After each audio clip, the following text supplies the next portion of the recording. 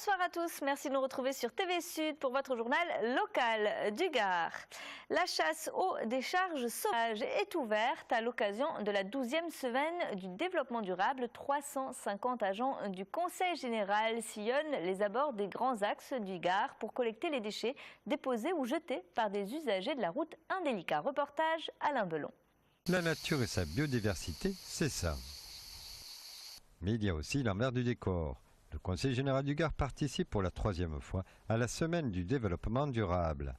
En 2013, ils avaient collecté 1300 pneus et 311 mètres cubes de déchets en une semaine. Il y a du quotidien, il y a du professionnel, il y a un peu de tout. On peut même construire une maison si on veut. On a trouvé du cuiron, du cyporex, un évier, sommier, matelas, canapé, télévision, friteuse, puis bon, tout ce qui est ordures ménagères. Pour collecter tous ces déchets, des moyens techniques et logistiques sont mis en place pour la semaine du développement durable.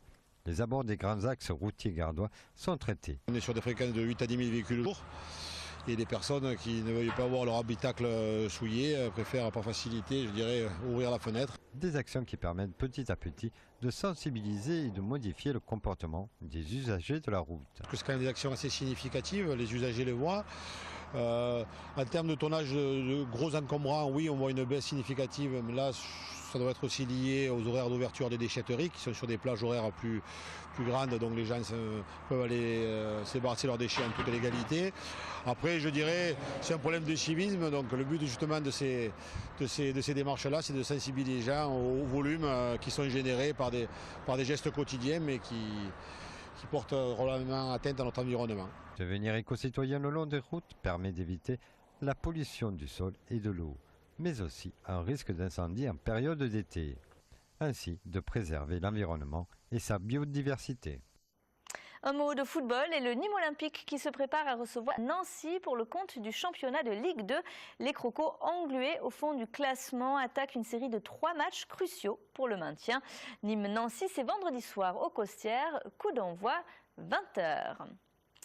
Et puis dans le cadre de la semaine de l'artisanat, l'esplanade Charles de Gaulle à Nîmes a accueilli la 2e édition de l'esplanade des métiers, une manifestation qui doit mettre en valeur l'apprentissage et présente la diversité des métiers d'art au travers de démonstrations réalisées par 200 apprentis. Reportage Olivier Michel.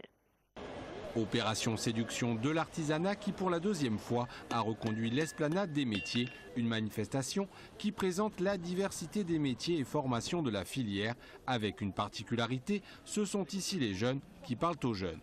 Ouais, c'est pas habituel, mais je pense qu'on est les premiers concernés, c'est nous qui faisons la formation. Donc on est vraiment dans le concret, donc peut-être qu'on est aussi bien placé pour le présenter. Comme Martin, ils étaient 200 apprentis à jouer le jeu, de quoi faciliter la communication et assurer un partage d'expérience autour des formations en alternance. Ce qui fait le charme de l'alternance pour moi, c'est qu'on apprend à l'école et en même temps on peut mettre en pratique tout de suite au sein de l'entreprise ce qu'on a appris à l'école. J'ai trouvé ce concept très intéressant, donc du coup je m'y suis engagé. Et j'ai été employé par ma structure, donc qui est l'USAM Nîmes Gard, mon club de handball, qui m'a pris en contrat d'apprentissage.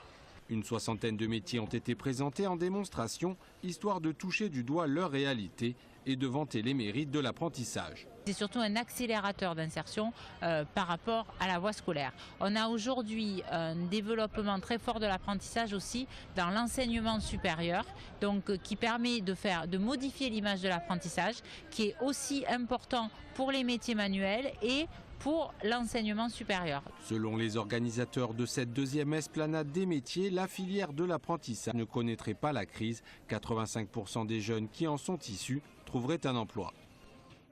C'est la fin de ce journal. Merci de l'avoir suivi. On se retrouve à 20h30 pour l'info de votre région. Et puis je vous rappelle que désormais, l'actu locale, c'est aussi en continu sur Internet tvsud.fr. À tout à l'heure.